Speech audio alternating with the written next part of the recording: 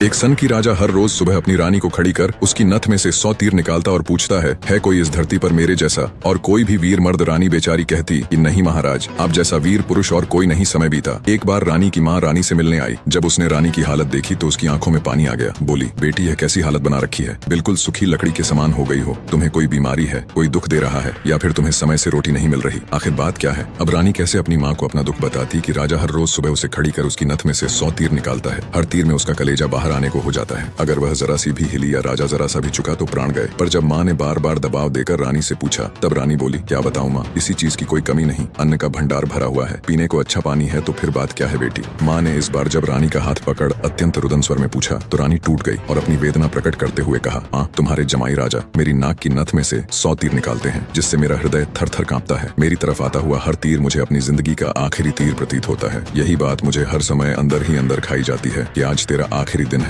बस माँ, इसी चिंता के कारण कुछ भी खाना पीना मेरे हलक से नीचे नहीं उतरता। रानी की माँ ने हैरान होते हुए कहा, यह तुम क्या कह रही हो बेटी? ये कब हुआ? रानी बोली, माँ, यह मत पूछो कब हुआ, ये पूछो कब नहीं हुआ। राजा हर रोज सुबह मुझे खड़ी करके सबसे पहले मेरी नथ में से 100 तीर निकालते हैं, उसके बाद ही अपना दिन शुरू करते हैं। बोली, कुछ बोलते भी हैं? रानी बोली, हाँ माँ, कहते हैं इस धरती पर मेरे जैसा कोई और मर्द है। रानी की माँ कुछ सोचते हुए बोली, बेटी चिंता मत कर, कल वो जब ऐसा पूछे तो कह देना, दुनिया में मर्द बहुत घर नहीं तो बाहर बहुत घर से बाहर निकलो शेर को, स्वशेर बहुत इतना। कह रानी की माँ अपनी बेटी से विदाई ले अपने घर चली गई। अब रानी को इंतजार था तो बस अगली सुबह का राजा ने सोती हुई रानी को हाथ पकड़कर उठाया और कहा, रानी आ जाओ, समय हो गया। रानी ने सोचा, हे भगवान, बस आज और बच जाऊं, फिर तो जो माँ कहकर गई थी वो बोल दूंगी। और रानी उठकर बाग में जाकर आंख बंद करके अपनी नथ पकड़कर खड़ी हो गई। राजा ने रोज की तरह एक के बाद एक 100 तीर रानी की नथ में से निकाले। तीर निकाल राजा बोला, बोल, रानी है दुनिया में मेरे जैसा कोई और शूरवीर मर्द? रानी हिम्मत जुटा बोली, महाराज दुनिया में शूरवीर मर्द बहुत घर नहीं तो बाहर बहुत, आप बाहर निकल के देखो शेर को। सवा शेर बहुत। राजा हैरान होते हुए बोला, ठीक है रानी, अगर यही बात है तो कुछ खाने का सामान दो, मैं जा रहा हूँ बाहर शूरवीर मर्द देखने। मैं भी तो देखूं है कोई मुझसे ज्यादा शूरवीर मर्द। इस दुनिया में थोड़ा बहुत खाने पीने का सामान ले। राजा निकल पड़ा। चलते चलते एक कच्चे रास्ते पर हो लिया। थोड़ी दूर ही चला तो आगे देखा एक आदमी रास्ते के किनारे पर लेटा ऊपर की तरफ एकटक देख रहा है। राजा को बड़ा कौतूहल हुआ। ऊपर की तरफ देखा, उसे सिवाय सूर्य की तेज किरणों के कुछ दिखाई नहीं दिया गया। जिज्ञासावश उसके पास और पूछा, क्यों भाई, ऊपर क्या देख रहे हो? काना आदमी ने कहा, इंद्र के अखाड़े में परियों का नाच हो रहा है, वो देख रहा हूँ। राजा ने एक बार फिर से ऊपर देखा पर उसे कुछ दिखाई न दिया तो उसका आश्चर्य बढ़ गया। काणे आदमी ने ऊपर की तरफ ध्यान लगाए राजा से पूछा, तुम कौन हो भाई और कहाँ जा रहे हो? राजा बोला, मैं मालवा का राजा उत्पल राज हूँ, मैं दुनिया में शूरवीर मर्द देखने जा रहा हूँ। काणे को बड़ा कौतुक हुआ। बोला, तो थोड़ी देर मेरी प्रतीक्षा करो भाई। नाचते नाचते एक परी की पाजेब टूट गई है, वो नीचे गिरने वाली है, बस उसको लेकर मैं भी तुम्हारे साथ शूरवीर मर्द देखने चलूंगा। कुछ ही देर में आकाश से छम की आवाज से एक पाजेब नीचे आ गिरी। काणे ने उसे उठाया और जेब में रख लिया और बोला, अब चलो भाई मर्द देखने। मर्द कैसे होते हैं मैं भी तो देखूं। राजा के आश्चर्य की कोई सीमा नहीं थी। उसका अहंकार तो यही नष्ट हो चुका था, उसकी हवाइयां उड़ चुकी थी। सोचा कि तू तो रानी की नथ से तीर निकाल अपने आप को सबसे बड़ा मर्द समझता था, तेरे से ज्यादा तो यह काणा है। एक आंख से अंधा होते हुए भी इंद्र के अखाड़े में क्या हो रहा है देख लेता है। अब राजा और काणा आदमी दोनों एक साथ चल पड़े। मर्द देखने राजा और काणा आदमी अभी कुछ दूर ही चले थे। आगे एक नौजवान व्यक्ति धनुष बाण लिए किसी की प्रतीक्षा में बैठा था। राजा ने उससे भी पूछ लिया, क्यों भाई, कैसे बैठे हो? व्यक्ति बोला, अपने दोस्त का इंतजार कर रहा हूँ। राजा बोला, कहाँ है तुम्हारा दोस्त? व्यक्ति बोला, मैंने 100 कोस पर तीर मारा है, उसे लेने के लिए गया है। इतना सुनना था कि राजा के पैरों नीचे से जमीन खिसक गई। कहानी को बीच में रोक आपकी जानकारी के लिए बता दूं, पुराने समय में दूरी मापने के लिए किलोमीटर या मीटर नहीं बल्कि तब के लोग कोसों के द्वारा ही दूरी को मापते थे। उस समय के एक कोस का मतलब आज के लगभग 3 किलोमीटर है। तो नौजवान व्यक्ति ने राजा और काणे आदमी से पूछा, तुम लोग कहाँ जा रहे हो? काणे ने कहा, मर्द देखने। उत्सुकतावश नौजवान ने कहा, तो भाई हम भी चलेंगे तुम्हारे साथ मर्द देखने, बस थोड़ा इंतजार करो, मेरा दोस्त अभी मेरा तीर लेकर आता ही होगा। राजा बोला, 100 कोस से आज ही थोड़े ना आ जाएगा, उसे तो कई दिन लगेंगे। नौजवान ने मुस्कुराते हुए कहा, नहीं मान्यवर, उसे 100 कोस से जाने और आने में सिर्फ 1 घंटा लगता है। थोड़ी ही देर में एक लंगड़ा व्यक्ति नौजवान के द्वारा छोड़ा हुआ तीर हाथ में लेकर आता है। अब राजा को काटो तो खून नहीं। रानी की नथ में से तीर निकाल खुद को मर्द सूरमा समझने वाले राजा को अब एक से एक बड़े सूरमा टकरा रहे थे। वह वो जिस बिल में हाथ डाल रहा था वहीं से सांप फुफकार हुए निकल रहे थे। एक काणा आदमी जो एक आंख ना होते हुए भी इंद्र के अखाड़े में परियों का नाच देख रहा है। एक युवा पराक्रमी नौजवान 100 कोस तक तीर मार रहा है। एक अपाहिज लंगड़ा आदमी 100 कोस की दूरी सिर्फ 1 घंटे में नाप देता है। बोझिल कदमों के साथ राजा अब उन तीनों के साथ आगे चल पड़ता है। चलते चलते वे एक नगर में पहुंचे जहाँ एक राजा की लड़की का स्वयंवर चल रहा था। स्वयंवर की शर्त थी कि जो व्यक्ति 50 कोस से 2 घंटे में हंसता पान बोल सुपारी ला देगा उसी के साथ रानी का विवाह कर दिया जाएगा। चारों में से लंगड़ा ही इस काबिल था जो कोसों की दूरी मिनटों के हिसाब से तय कर सकता था। अंततः चारों की सलाह पर लंगड़ा व्यक्ति स्वयंवर की शर्त पूरी करने के लिए तैयार हो गया और शर्त अनुसार हंसता पान बोल सुपारी लाने के लिए चल पड़ा। रानी के स्वयंवर की शर्त अनुसार लंगड़ा व्यक्ति तेजी के साथ उस दिशा में बढ़ने लगा जहां हंसता पान बोल सुपारी का पेड़ था। अपनी दिव्य गति से थोड़े ही समय में वो उस पेड़ के पास जा पहुंचा। उसने सुपारी तोड़ी और अपनी जेब में डाल ली। सोचा अभी तो बहुत समय है, क्यों ना थोड़ी देर सुस्ता लिया जाए। ये सोचकर वह उस पेड़ के नीचे सुस्ताने के लिए लेट गया। ठंडी हवा के झोंकों से जल्दी ही उसकी आंख लग गई। उधर तीनों की समय बीतने के साथ साथ चिंता बढ़ रही थी। 2 घंटे पूरे होने को आए थे, बस थोड़ा समय ही बचा बच्चा था। नौजवान तीरंदाज ने कहा, इतना समय तो उसे कभी नहीं लगता, जरूर कुछ बात है। काने आदमी ने कहा, रुको मैं देखता हूँ। जब काने ने देखा तो वो पेड़ के नीचे सो रहा था और पेड़ से एक खूंखार जहरीला सांप